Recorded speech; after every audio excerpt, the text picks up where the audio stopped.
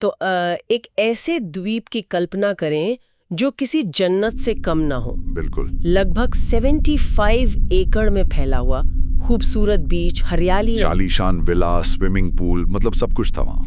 इस द्वीप का नाम था लिटिल सेंट जेम्स, जिसे 1998 में जेफरी एप्स्टीन नाम के एक अमेरिकन ने खरीदा था। लेकिन देखिए, इस जन्नत के पीछे एक बहुत ही स्याह सच की छिपा हुआ था। इतना स्याह कि आसपास के लोग इसे पीडोफाइल आइलैंड कहने लगे थे। यानी बच्चों का यौन शोषण करने वालों का द्वीप। और इस पूरी कहानी के केंद्र में है जेफरी एप्स्टीन, एक ऐसा शख्स जो स्कूल में गणित पढ़ाने वाले एक साधारण टीचर से अरबपति बन गया। हाँ, ये सफर जितना हैरान करने वाला है उतना ही परेशान करने वाला भी है। और उसके दोस्तों की सूची? अरे उसके दोस्तों की सूची में कौन नहीं था? बिल क्लिंटन और डोनाल्ड ट्रंप जैसे पूर्व अमेरिकी राष्ट्रपतियों से लेकर ब्रिटिश राजकुमार तक। बिल्कुल, बड़े बड़े नाम शामिल थे। तो आज हम इन्हीं स्रोतों के आधार पर इस पूरे मामले की परतों को खोलेंगे। हाँ, ये समझने की कोशिश करेंगे कि कैसे ताकत, पैसे और सियासत के इस गठजोड़ ने इतने बड़े अपराध को सालों तक छुपाए रखा। और जब ये तथाकथित एप्स्टीन फाइल्स सामने आई तो उनसे असल में क्या खुलासा हुआ और क्या छिपा लिया गया। तो एक तरफ ये जन्नत जैसा द्वीप है और दूसरी तरफ पीडोफाइल आइलैंड जैसा भयानक नाम।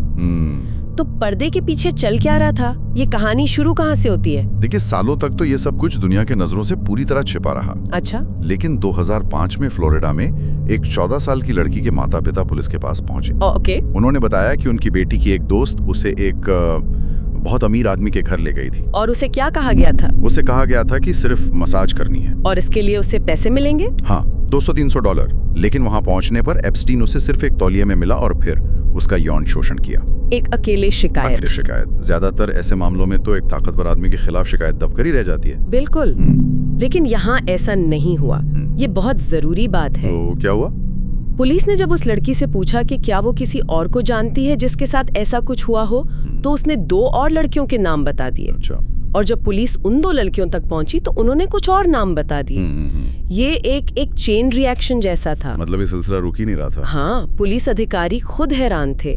उन्हें जल्दी ये समझ आ गया कि ये कोई अकेला मामला नहीं है, ये बहुत बड़ा है। तो ये कोई एक शिकारी का काम नहीं था, बल्कि एक पूरा एक सिस्टम काम कर रहा था। हाँ, और ये सिस्टम बहुत ही चालाकी से बनाया गया था।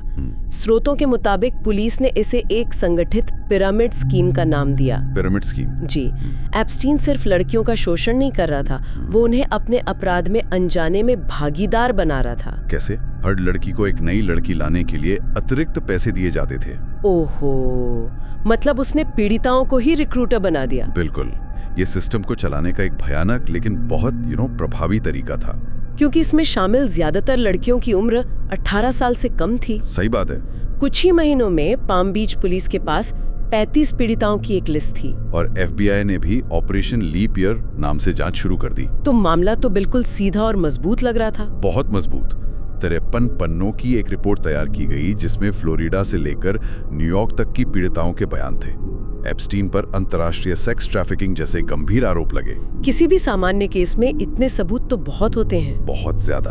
आपके पास 36 नाबालिग पीड़िताएं हैं, दर्जनों गवाह हैं, FBI की रिपोर्ट है।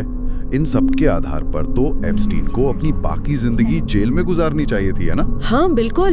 लेकिन यहीं पर इस कहानी का सबसे अजीब मोड़ आता है, जहां कानून और ताकत का खेल शुरू होता है। तो फिर हुआ क्या? इतने मजबूत केस के बावजूद उसे सजा क्यों नहीं हुई? क्योंकि पर्दे के पीछे एक सौदा चल रहा था। एक सौदा? हाँ, मियामी के federal attorney Alexander Acosta Epstein की महंगे वकीलों की टीम के साथ एक गुप्त समझौता कर रहे थे। और इस सौदे में क्या था? इस सौदे के तहत एप्स्टीन को सिर्फ वेश्यावृत्ति के 2 छोटे-मोटे आरोपों में दोषी मानना था। बस इतने गंभीर आरोपों के बाद? हाँ, और बदले में उसे और उसके साथियों को भविष्य के सभी फेडरल आपराधिक आरोपों से पूरी तरह छूट दे दी गई। 1 मिनट, उसके साथियों को भी? मतलब गिज़लेन मैक्सवेल जैसी उसकी मुख्य सहयोगी को भी? सबको। और भविष्य के आरोपों से छूट, इसका मतलब तो ये हुआ कि अगर कल कोई और पीड़िता सामने आती है तो उस पर केस ही नहीं चल सकता। बिल्कुल सही। ये एक स्वीट हार्ट डील थी जो उसे हर तरफ से बचा रही थी। ये तो अविश्वसनीय है। और इस सौदे की सबसे चौंकाने वाली बात ये थी कि इसे सील कर दिया गया था, मतलब इसे कोई देख भी नहीं सकता था। यहाँ तक कि पीड़िताओं को भी नहीं बताया गया? उन्हें भी नहीं, जबकि अमेरिकी कानून के मुताबिक पीड़िताओं को सूचित करना अनिवार्य है। उन्हें अंधेरे में रखकर यह सौदा किया गया। और नतीजा क्या निकला? सजा क्या हुई? 30 जून 2008 को एप्स्टीन कोर्ट में पेश हुआ और उसे सिर्फ 18 महीने की सजा सुनाई गई। सिर्फ 18 महीने? और ये सजा भी एक मजाक थी। वो कैसे? उसे पाम बीच काउंटी जेल के एक निजी विंग में रखा गया, जहां से उसे हफ्ते में 6 दिन 12-12 घंटे के लिए अपने आलीशान दफ्तर जाने की इजाजत थी। क्या मतलब वो बस रात को सोने के लिए जेल आता था? हाँ, और तो और सजा पूरी होने से 5 महीने पहले ही उसे रिहा भी कर दिया गया। कमाल है। और अगर हम इसे बड़ी तस्वीर से जोड़कर देखें तो ये कनेक्शन और भी साफ हो जाते हैं। किस तरह के कनेक्शन? यही अलेक्जेंडर अकोस्टा, जिन्होंने एप्स्टीन को ये सौदा दिलवाया, हाँ? वो बाद में एप्स्टीन के पुराने दोस्त डोनाल्ड ट्रंप की सरकार में लेबर सेक्रेटरी बने। अच्छा। जब उनसे सौदे के बारे में पूछा गया तो अकोस्टा ने दावा किया कि उन्हें बताया गया था कि एप्स्टीन खुफिया विभाग से जुड़ा है और उन्हें पीछे हटने के लिए कहा गया था। ये तो बहुत ही बड़ा दावा है। मतलब कोई कह रहा था कि इसे मत छुओ। बिल्कुल। तो सालों तक एप्स्टीन अपनी सामान्य जिंदगी जीता रहा, अपने प्राइवेट जेट लोलीता एक्सप्रेस में घूमता, अपने द्वीप पर बड़ी बड़ी पार्टियां देता। ऐसा लग रहा था कि विलेन बच निकला। हाँ, लेकिन दुनिया के एक कोने में एक महिला थी, एक पत्रकार, जिसने ठान लिया था कि वो इस कहानी को मरने नहीं देगी। और वो कौन थी? जूली के ब्राउन। वो मियामी हेराल्ड के लिए काम करने वाली एक इन्वेस्टिगेटिव जर्नलिस्ट थी। अच्छा। 2009 में एप्स्टीन की रिहाई के बाद से ही वो इस केस को करीब से देख रही थी। उन्होंने सालों तक मेहनत की, कोर्ट में लड़ाई लड़कर सील बंद दस्तावेजों को खुलवाया और उन पीड़ितों को ढूंढा जिन्हें चुप करा दिया गया था। और फिर नवंबर 2018 में उन्होंने अपनी रिपोर्ट्स की एक पूरी सीरीज छापी जिसका नाम था पवोशन ऑफ जस्टिस, यानी न्याय का माहौल। और इन रिपोर्ट्स ने यकीनन एक तूफान खड़ा कर दिया होगा। बिल्कुल। जनता का गुस्सा भड़क उठा और एप्स्टीन के खिलाफ दोबारा जांच की मांग होने लगी। इसी दबाव के चलते न्यूयॉर्क में उसके खिलाफ फिर से जांच शुरू हुई। हाँ, और सबूत इतने साफ थे कि जुलाई 2019 में एप्स्टीन को फिर से गिरफ्तार कर लिया गया। तो सिस्टम ने उसे आखिरकार पकड़ ही लिया, या कम से कम ऐसा लग रहा था। ऐसा लग रहा था। इस बार उस पर सीधे सीधे सेक्स ट्रैफिकिंग के आरोप लगे थे, जिसमें उसे 45 साल तक की जेल हो सकती थी। लेकिन तभी कहानी में सबसे बड़ा और आखिरी ट्विस्ट आया। 10 अगस्त 2019 को एप्स्टीन न्यूयॉर्क की एक उच्च सुरक्षा वाली जेल में मृत पाया गया। 1 मिनट, यहाँ पर रुकते हैं। केस का मुख्य आरोपी, जिसके पास देश के सबसे ताकतवर लोगों के राज थे, वो अमेरिका की सबसे सुरक्षित जेलों में से एक में मर जाता है। हाँ, ये सुनने में ही किसी फिल्म की कहानी जैसा लगता है। स्वाभाविक है कि लोगों ने आत्महत्या की जो आधिकारिक थ्योरी थी उस पर विश्वास नहीं किया होगा। बिल्कुल नहीं किया। एप्स्टीन ने आत्महत्या नहीं की। एप्स्टीन डिडंट किल हिमसेल्फ एक लोकप्रिय नारा और मीम बन गया। और साजिश की थ्योरीज का दौर शुरू हो गया होगा। जाहिर है, कुछ लोगों ने कहा कि उसके पास बिल क्लिंटन के बारे में खुफिया जानकारी थी, इसलिए क्लिंटन ने उसे मरवा दिया। दूसरों ने दूसरे ताकतवर लोगों पर उंगली उठाई। तो ये मामला एक राजनीतिक हथियार बन गया। हाँ, और यहीं से ये कहानी 2024 के अमेरिकी राष्ट्रपति चुनाव से जुड़ जाती है। कैसे? डोनाल्ड ट्रंप ने वादा किया कि जैसे ही वो राष्ट्रपति बनेंगे, वो सारी एप्स्टीन फाइल्स को सार्वजनिक कर देंगे। अच्छा, ये उनके चुनावी अभियान का हिस्सा था? एक बड़ा हिस्सा। इंटरव्यू में जब भी उनसे पूछा जाता वो कहते हैं हाँ मैं करूंगा। जनवरी 2025 में स्रोतों के अनुसार ट्रंप चुनाव जीतकर दोबारा राष्ट्रपति बन गए, तो उन्होंने अपना वादा पूरा किया। ठीक, इसका उल्टा हुआ। मतलब? पहले उनके न्याय विभाग ने घोषणा की कि एप्स्टीन की कोई क्लाइंट लिस्ट मौजूद ही नहीं है। और फिर ट्रंप ने खुद एक यू टर्न ले लिया।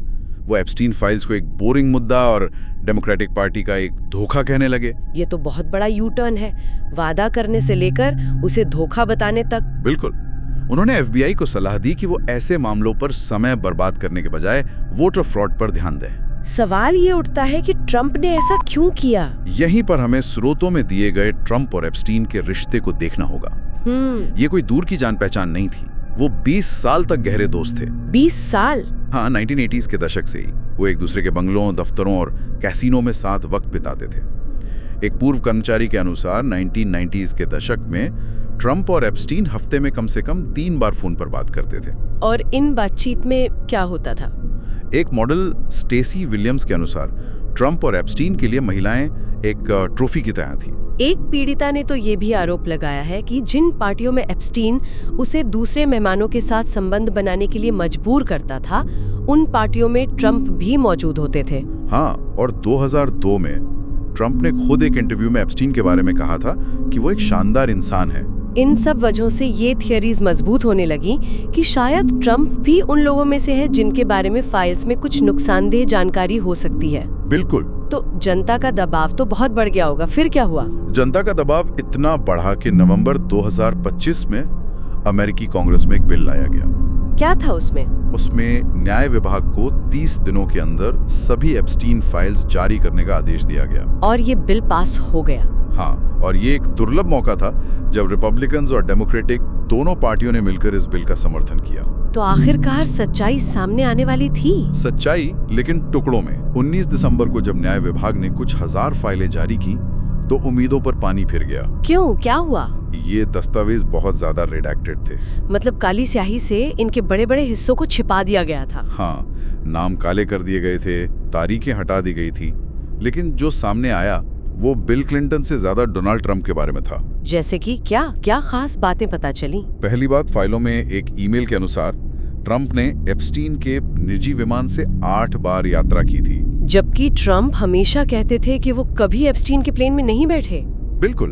दूसरी एक और ईमेल में एप्स्टीन ने एक रिपोर्टर को लिखा, ट्रंप को लड़कियों के बारे में पता था क्योंकि उसने मैक्सवेल से ये सब रोकने के लिए कहा था। मतलब ये है कि एप्स्टीन के अनुसार ट्रंप को सब पता था लेकिन वो चुप रहे। सही बात है, ये बहुत गंभीर आरोप है। और कुछ? हाँ, सबसे चौंकाने वाला खुलासा अमेरिकी राष्ट्रपति चुनाव से ठीक पहले 27 अक्टूबर 2020 को FBI को आए एक फोन कॉल से हुआ। क्या था उस कॉल में? एक लिमोजिन ड्राइवर ने FBI को बताया कि 1995 में जब वो ट्रंप को एयरपोर्ट ले जा रहा था तब ट्रंप फोन पर एक लड़की का यौन शोषण करने की बातें कर रहे थे। और ये कहानी यहीं खत्म नहीं हुई। नहीं, कॉल रिकॉर्ड के अनुसार 4 साल बाद 1999 में जब उस ड्राइवर ने ये बात एक महिला को बताई तो उस महिला ने कथित तौर पर कहा, ट्रंप और एप्स्टीन ने मेरा बलात्कार किया था। उस महिला ने बताया कि एक लड़की उसे एक आलीशान होटल में ले गई थी जहां उसके साथ ये हुआ। इन फाइलों में एक खत का भी जिक्र है जिस पर जे एप्स्टीन के दस्तखत थे। हाँ, उस खत में लिखा था, हमें एक बात कॉमन है, युवा लड़कियों के लिए हमारा प्यार। हमारे राष्ट्रपति भी हमारी तरह युवा लड़कियों को पसंद करते हैं, लेकिन हमें जेल में खाना पड़ता है और वो राष्ट्रपति हैं। जिंदगी बहुत अनफेयर है। और जब ये खत 2019 में लिखा गया तब ट्रंप अमेरिका के राष्ट्रपति थे। बिल्कुल। और यहाँ सबसे दिलचस्प बात यह है कि न्याय विभाग, जिसे एक निष्पक्ष संस्था होना चाहिए, उसने इन आरोपों पर कैसी प्रतिक्रिया दी? कैसी प्रतिक्रिया दी? स्रोतों के अनुसार उन्होंने बलात्कार के आरोपों को झूठा और सनसनीखेज बताया और उस खत को बिना किसी फॉरेंसिक रिपोर्ट के जाली करार दे दिया। मतलब उन्होंने एक तरह से ट्रंप के निजी वकील की तरह बर्ताव किया। हाँ, ऐसा कह सकते हैं। तो कहानी एक आलीशान द्वीप से शुरू होकर एक नाकाम कानूनी प्रक्रिया से गुजरती हुई एक जिद्दी पत्रकार की मेहनत के बाद अब राजनीतिक दांवपेच और अधूरी सच्चाइयों पर आके रुक गई है। लाखों दस्तावेज अभी भी जनता की नजरों से दूर हैं और जो सामने आए हैं उन पर स्याही पोत दी गई है। बिल्कुल। और जो दस्तावेज जारी किए भी गए हैं उनमें से कई जगहों पर काली स्याही का इस्तेमाल ठीक से नहीं किया गया है। अच्छा। हाँ, फोटोशॉप जैसे साधारण तरीकों से उन छिपे हुए शब्दों को पढ़ा जा सकता है। तो इससे एक बहुत जरूरी सवाल उठता है कि इन फाइलों में और क्या छिपा है? हाँ, क्या उनमें और भी ताकतवर लोगों के खिलाफ सबूत हैं? क्या उनमें उस द्वीप पर आने वाले लोगों की पूरी लिस्ट है? तो मतलब कहानी अभी खत्म नहीं हुई है। अभी भी 10 लाख से ज्यादा दस्तावेज है जिन्हें सार्वजनिक नहीं किया गया है। और ये हमें एक बहुत ही अहम सवाल पर लाकर छोड़ देता है। वो क्या? जब सत्ता में बैठे लोग जानकारी को एक व्यवस्थित तरीके से छिपाते हैं तो किसी सार्वजनिक सूची से किसी ताकतवर इंसान का नाम गायब होना, क्या वो उसकी बेगुनाही का सबूत है? या फिर ये सिर्फ इस बात का सबूत है कि उस जानकारी को छुपाने की कोशिश कितनी कामयाब रही है?